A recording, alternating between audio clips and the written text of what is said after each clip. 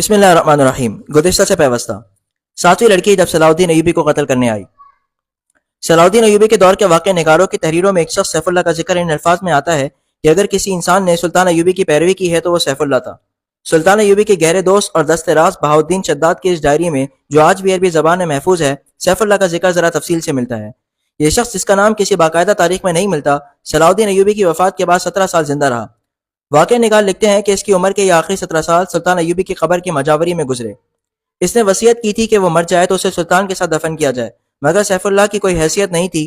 وہ ایک گمنام انسان تھا جسے عام قبرستان میں دفن کیا گیا، اور وہ وقت جلدی ہی آ گیا کہ اس قبرستان پر انسانوں نے بستی آباد کر لی اور قبرستان کا نام و نشان مٹا ڈالا۔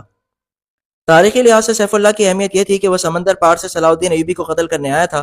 اس وقت اس کا نام میگنا ناموریس تھا۔ اس نے اسلام کا صرف نام سنا تھا، اسے کچھ علم نہیں تھا کہ اسلام کیسا مذہب ہے۔ صلیبیوں کے پروپیگنڈے کے مطابق اسے یقین تھا کہ اسلام ایک قابل نفرت مذہب اور مسلمان ایک قابل نفرت فرقہ ہے جو عورتوں کا شدائی اور انسانی گوشت کھانے کا عادی ہے۔ لہذا میگنا ناموریس جب کبھی مسلمان کا لفظ سنتا تو وہ نفرت سے تھوک دیا کرتا تھا۔ وہ بے مثال جرأت کا مظاہرہ کرتے ہوئے جب صلاح الدین ایوبی تک پہنچا تو میگنا ناموریس قتل ہو گیا اور اس کے مردہ وجود سے سیف اللہ نے جنم لیا۔ تاریخ میں ایسے حکمرانوں کی کمی نہیں جنہیں قتل کیا گیا یا جن پر قاتلانہ حملے ہوئے، لیکن سلطان صلاح الدین ایوبی تاریخ کی ان معدود چند شخصیتوں میں ہے جسے قتل کرنے کی کوشش دشمنوں نے بھی کی اور اپنوں نے بھی، بلکہ اپنوں نے اسے قتل کرنے کی غیروں سے زیادہ سازشیں کی۔ یہ امر افسوسناک ہے کہ سلطان ایوبی کی داستان ایمان افروز کے ساتھ ساتھ ایمان فروشوں کی کہانی بھی ملتی ہے۔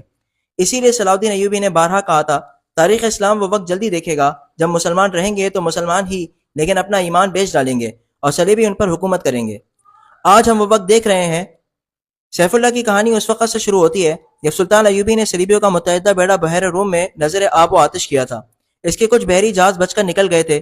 سلطان ایوبی بحیرہ روم کے ساحل پر اپنی فوج کے ساتھ موجود رہا اور سمندر میں سے زندہ نکلنے والے صلیبیوں کو گرفتار کرتا رہا۔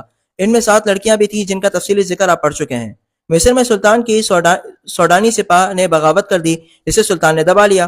اسے سلطان زنگی کی بھیجی ہوئی کمک بھی مل گئی۔ اب وہ صلیبیوں کے عزائم کو ختم کرنے کے منصوبے بنانے لگا۔ بحیرہ روم کے پار روم شہر کے مضافات میں صلیبی سربراہوں کی کانفرنس ہو رہی تھی۔ ان میں شاہ اگسٹس تھا، شاہ ریمانڈ اور شہنشاہ لوئی ہفتم کا بھائی رابرٹ بھی۔ اس کانفرنس میں سب سے زیادہ قہر و غضب میں آیا ہوا ایک شخص تھا جس کا نام ایملرک تھا۔ وہ صلیبیوں کے اس متحدہ بیڑے کا کمانڈر تھا جو مصر پر فوج کشی کے لیے گیا تھا، مگر صلاح الدین ایوبی ان پر ناگہانی آفت کی طرح ٹوٹ پڑا اور اس بیڑے کے ایک بھی سپاہی کو مصر کے ساحل پر قدم نہ رکھنے دیا۔